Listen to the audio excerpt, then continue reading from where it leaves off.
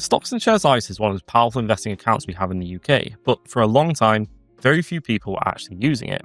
When I made this video last year, referring to a 2024 survey, only around 6% of UK adults had a Stocks and Shares ISA. Looking at more recent surveys, this is clearly starting to change. According to Finder's research for 2026, around 26% of UK adults now have a Stocks and Shares ISA, which is a huge increase. That said, they also highlighted something interesting. Nearly half of Brits, 46%, have a cash ISA, and the majority of ISA subscriptions in 2023-24, the latest data available, went to the cash product rather than the investment one. So whilst cash ISAs are still the most popular type of ISA, we are seeing a significant increase in interest for Stocks and Shares ISAs.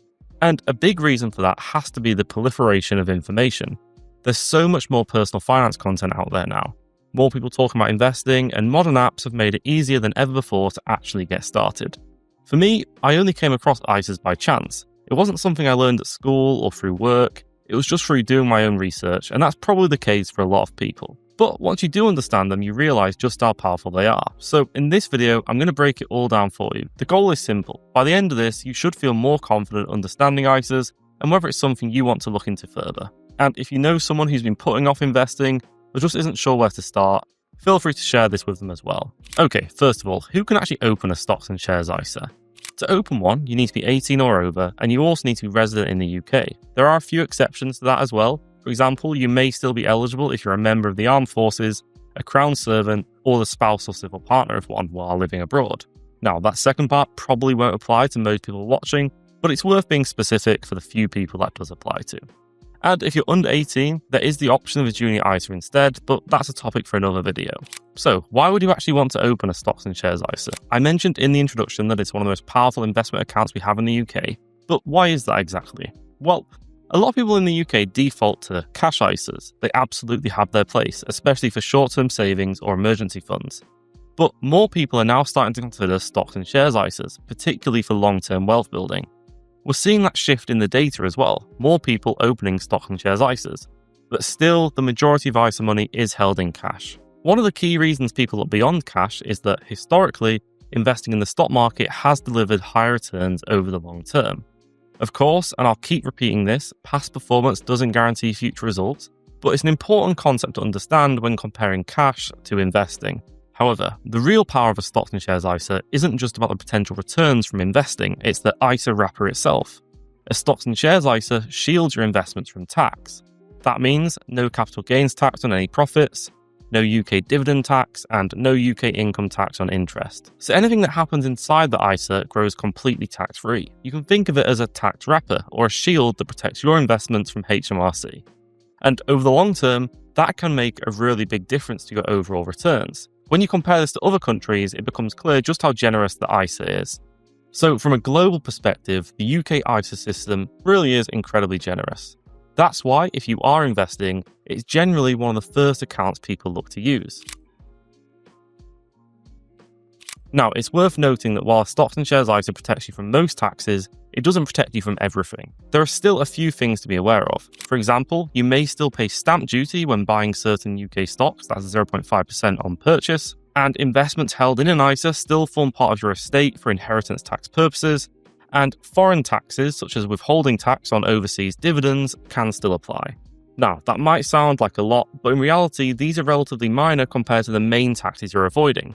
The big ones are the UK capital gains and dividend taxes. They can really eat into your returns over time when you're a long-term investor. So even though ISAs aren't completely tax-free in every single scenario, they are still incredibly tax efficient, and that's what makes them so powerful. Another huge advantage of a Stocks and Shares ISA is that there's no limit to how much your investments can grow. You're only limited on what you can contribute each year, not what it can become over time. Because everything grows tax-free, this can potentially save you tens or even hundreds of thousands of pounds in tax over the long run. Now, you might be thinking, that all sounds great, but I'm not investing huge amounts. This is where compounding really starts to matter. With enough time and consistent contributions, even relatively small amounts can grow into something significant. If you have the option to do that inside an ISA, avoiding tax along the way, it makes sense to use it. For example, if you invested £200 per month for 30 years and achieved an average annual return of 9%, you could end up with around £340,000. That's from just £72,000 invested. That 9% is purely used here as an illustrative example. Historically, global stock markets have delivered in that sort of range, sometimes higher, sometimes lower, and past performance doesn't guarantee future results. We just have to pick a number for an illustration. With all that being said, I do have to be clear when we're talking about investing that when investing, your capital is at risk. The value of your investments can go down as well as up, and returns are not guaranteed. Past performance is not a reliable indicator of future results, and ISA rules may also change in the future. Hopefully not, but as we'll touch on now, there are already some potential changes being discussed. So what can you actually hold inside a stocks and shares ISA? As the name suggests, you'll most likely be using it to invest in stocks. However, there's actually quite a wide range of investments you can hold, including individual stocks, unit trusts, OEICs, ETFs, which are exchange-traded funds, investment trusts, corporate bonds, government bonds, or simply cash. You don't actually have to invest straight away. You can hold cash in the ISA account if you want to. However, this is where a potential update comes into things. HMRC have suggested that they may introduce rules around holding cash and cash-like investments within a stocks and shares ISA. At the moment, nothing has been fully confirmed, and the details are still quite vague.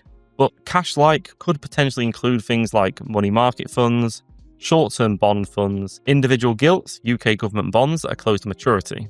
These are investments that behave similarly to cash and are often used to park money temporarily because they come with relatively very low levels of risk. What has been outlined so far for April 2027 is the following. The annual subscription limit for cash ISAs will be reduced to £12,000 for investors under 65.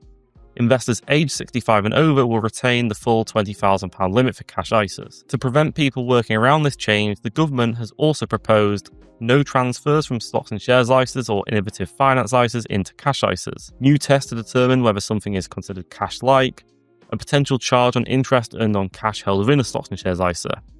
Now, again, the key thing here is that this is still developing, and we don't yet have full clarity on how these rules will be applied in practice. And well, there could be a U-turn as well, so we'll have to wait and see. If you're using stocks and shares ISA for long-term investing, this is unlikely to have a major impact, but it is something to be aware of and to keep an eye on with the news.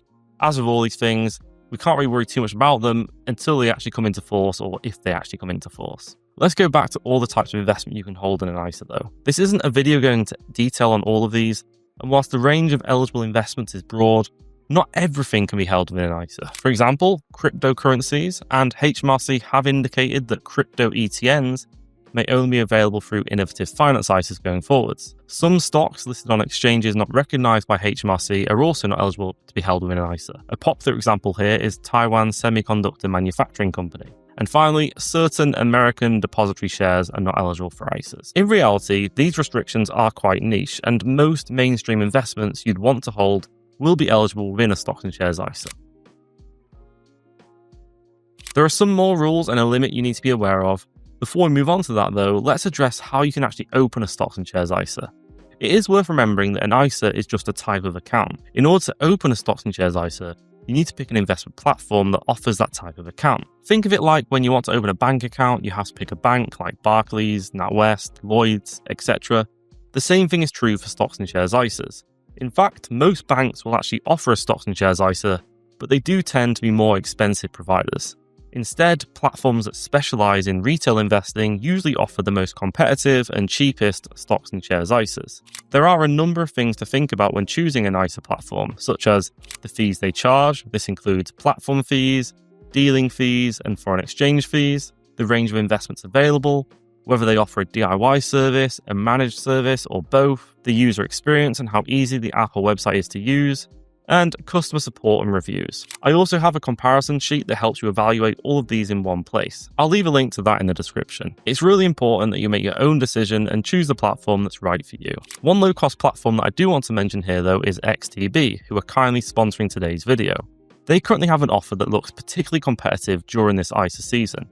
New clients can get 6% AER on cash held within their ISA, whether that's a cash ISA or a stocks and shares ISA, if they open an account and make a deposit before the 30th of April. This includes a 2% boost on top of their standard 4% rate, which lasts from 90 days from when you open the account. On top of that, new users can also receive a free stock when they sign up and make a deposit within 7 days. If you want to take advantage of that offer, you can use the link in the description and enter the promo code TOM during the registration process. And if you're watching this video after the 30th of April, be sure to check the description for the latest offer available, as there may be a different offer running. Just to highlight a few things about XTB itself, XTB are FCA regulated. There's no account opening fees. They offer 0% commission on stocks and ETFs up to €100,000 of monthly turnover. Thereafter, 0.2% with a minimum of £10. And you can access more than 8,400 stocks and ETFs. With a generous sign-up offer, low fees, and a strong investment range, XTB are well worth checking out. Thanks again to XTB for sponsoring today's video. Whilst there's no limit on how much your ISA can grow to over time, there is a limit on how much you can deposit. That limit is currently £20,000 per tax year. This is one of the most important rules to understand. It's only your deposits that count towards the allowance. Dividends, gains, or interest earned within the ISA do not count, so everything inside the account can grow freely without affecting your allowance. It's also worth noting that this £20,000 allowance is across all types of ISA combined. So you can't put £20,000 into a cash ISA and another £20,000 into a stocks and shares ISA in the same tax year. Instead, you would need to split it. For example, you can put £10,000 into a stocks and shares ISA and £10,000 into a cash ISA in the same tax year. There used to be a rule where you could only contribute to one ISA of each type per tax year. That is no longer the case. You can open and contribute to multiple stocks and shares ISA in the same tax year now. The key thing to remember is that the overall £20,000 allowance still applies across all of them.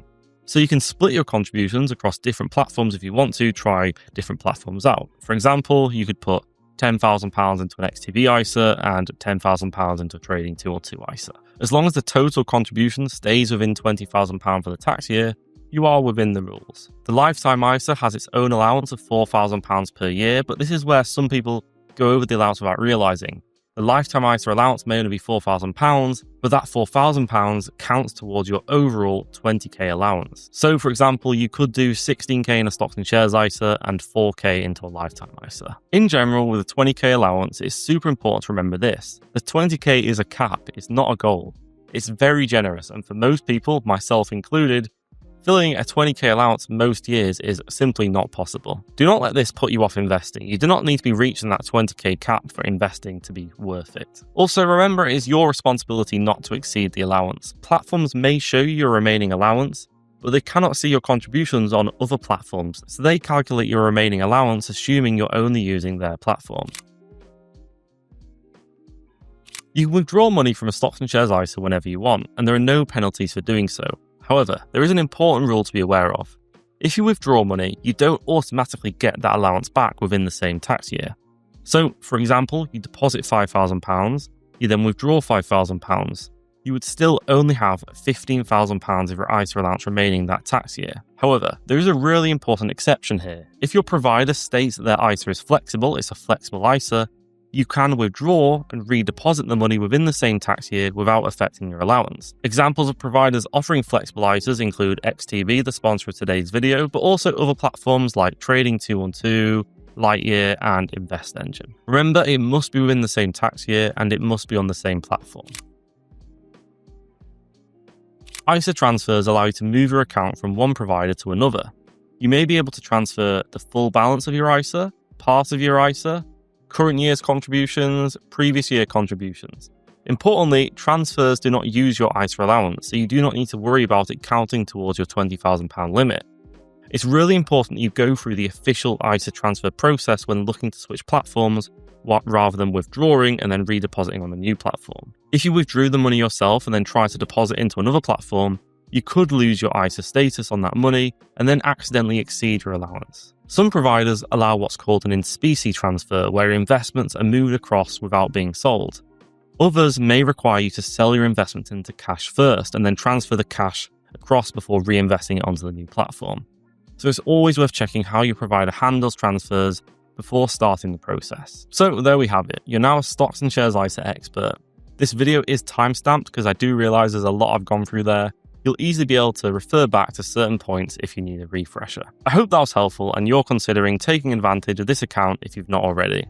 I've got plenty more beginner investing content coming out over the next few weeks, so be sure to like and subscribe so the algorithm knows to show you more of my content. Thank you for watching, and I hope to see you in the next video.